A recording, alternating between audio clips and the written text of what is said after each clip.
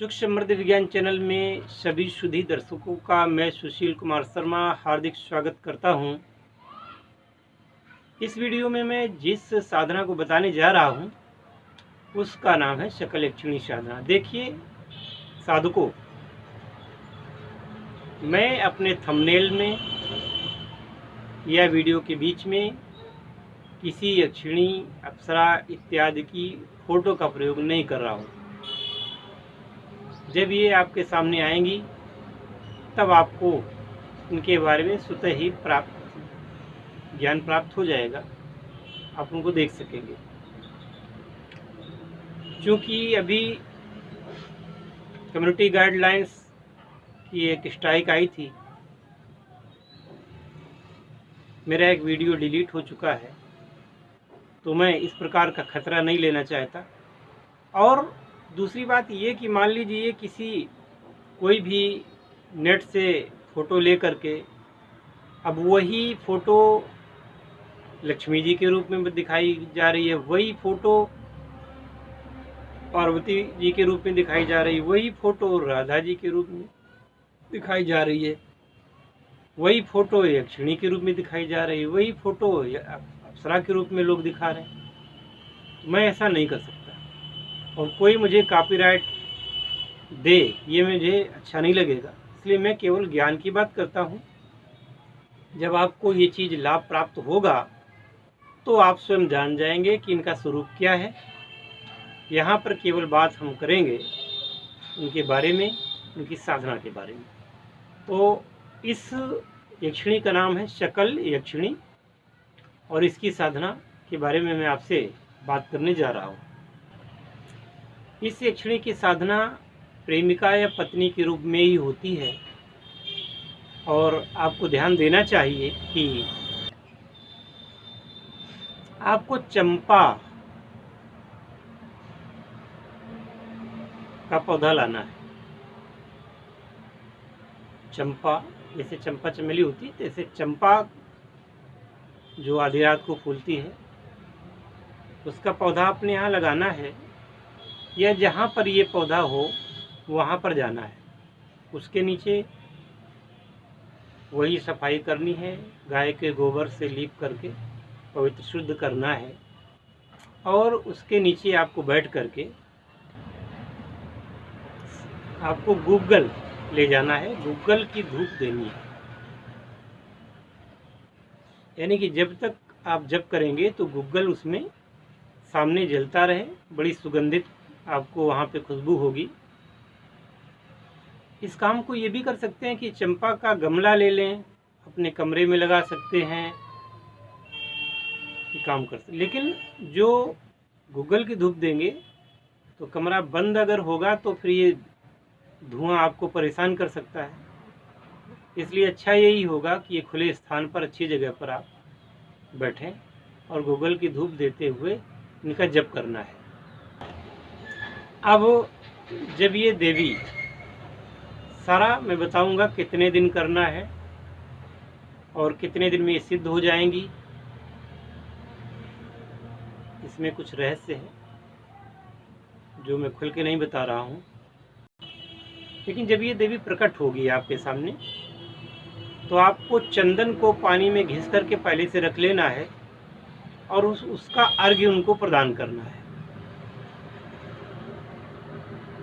या अगर चंदन घिस करके न कर सके तो चंदन का शुद्ध इत्र आपके पास होना चाहिए, शुद्ध, सिंथेटिक नहीं, ओरिजिनल। उसको पानी में घोल करके, पानी को सुगंधित करके उससे अर्घ दिया जा सकता है उनको। तब वह कहेंगी कि आपने मुझे किस लिए बुलाया है।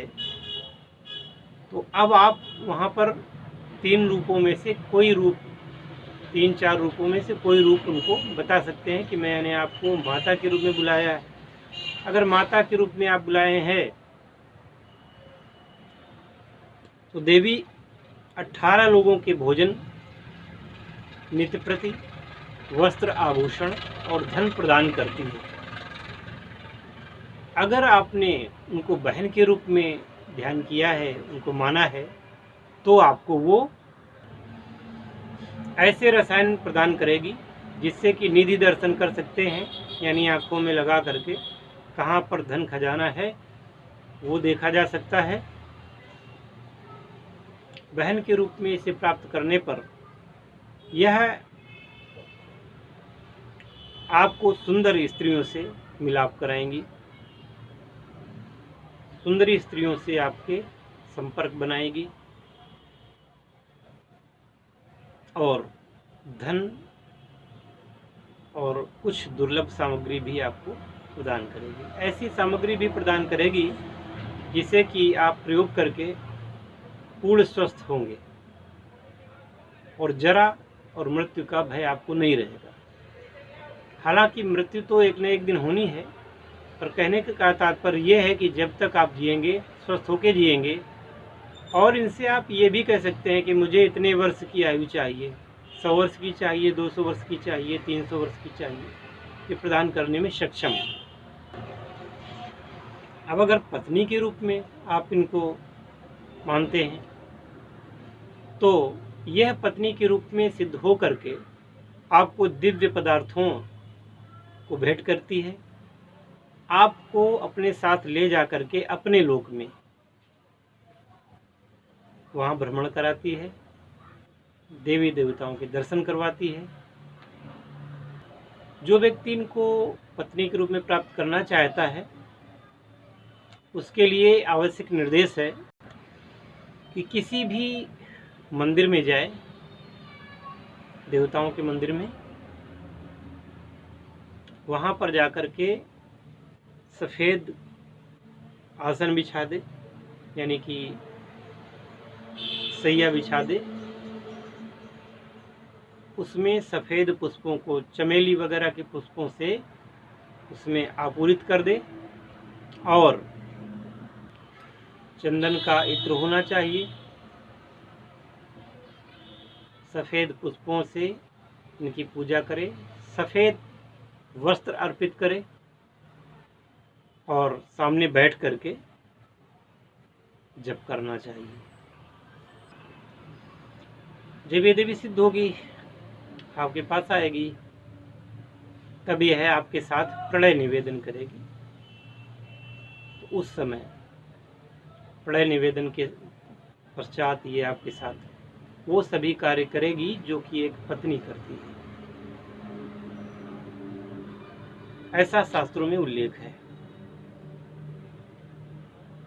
और सिद्ध होने के बाद में फिर ये तो हर प्रकार की मनोकामना आपकी पूर्ण कर देगी।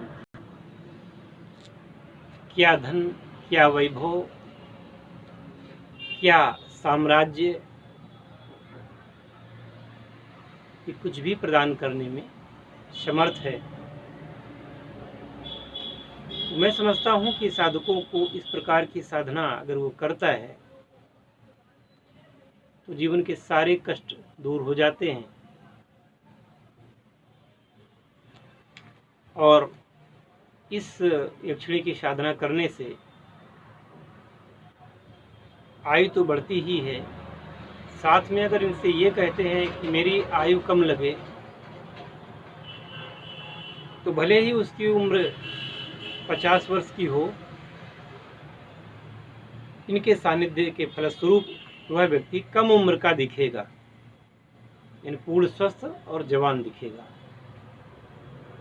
परंतु इस प्रकार की साधना को जो भी व्यक्ति कर ले तो उसको गोपनीय रखना चाहिए,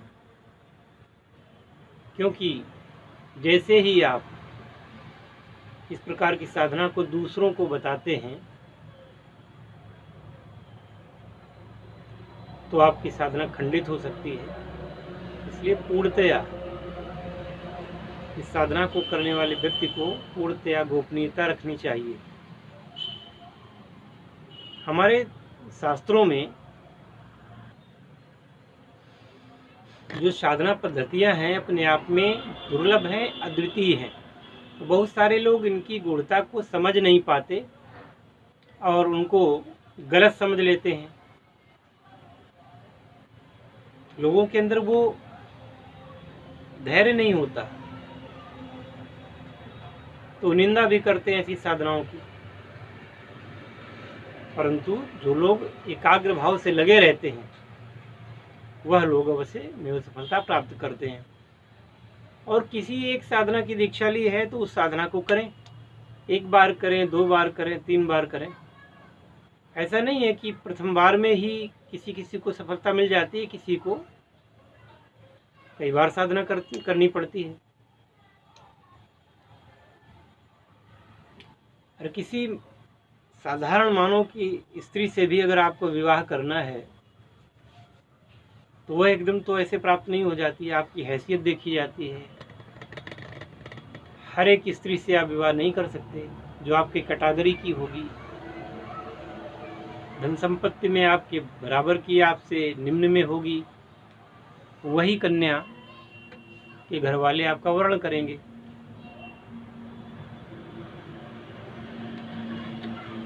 और उसमें भी तमाम टाइप की रस्में, रिवाज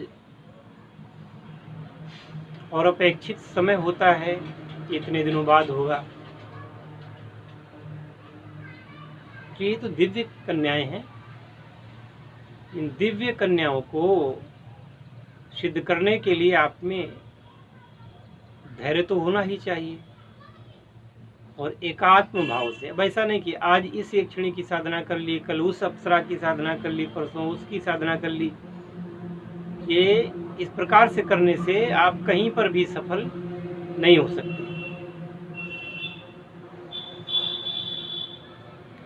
अगर सिद्धि प्राप्त करनी ही है, विधिवत दीक्षा लेकर के साधना को करें और आपकी सामग्री प्राण चैतन्य युक्त और पूर्णतया अच्छी होनी चाहिए, प्रामाणिक होनी चाहिए। इसके बाद में आप जब साधना करने को बैठें तो फिर इधर उधर की बातें न सोचें, सीधे एक लक्ष्य रखना चाहिए, तो साधना सफल होती ही है। जिनको इन साधनाओं पर विश्वास हो वो जरूर करें। जबरदस्ती किसी को विश्वास दिलाया नहीं जा सकता। तर्क कुतर्क का, सही या गलत होने का, तमाम प्रकार की बातें करने का कोई औचित्य नहीं है। साधनाएं हैं, साधनाएं होती हैं, साधनाएं सिद्ध भी होती हैं और अनुभव करके उनको जाना जा सकता है। कोरी बातें करने से कोई फायदा नहीं। इसलिए सिर्फ आप जब बात करें यही बात करें कि मुझे इस साधना को करना है। आपने साधना की है कि नहीं की है, आपको क्या अनुभव हुआ, इस प्रकार की बातों का कोई उत्तर न तो दिया जा सकता है न दिया जाएगा। इतना जरूर है कि जब आप साधनाएं करेंगे तो आपको अनुभव प्राप्त होंगे ही।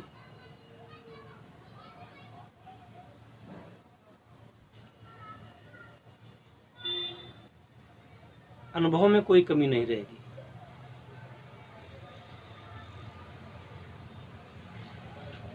साधनाओं का अनुभव करना अपने आप में एक दिव्य अनुभव करना है। कोई अनुभव हो तो सिर्फ अपने गुरु से बता सकते हैं, बाकी कहीं भी बताने से साधना खंडित होती है। आशा है कि आप पूरी बात को समझ गए होंगे और आप इस साधना में अग्रसर होकर के सफलता प्राप्त करने की दिशा में कार्य करेंगे। हरि ओम।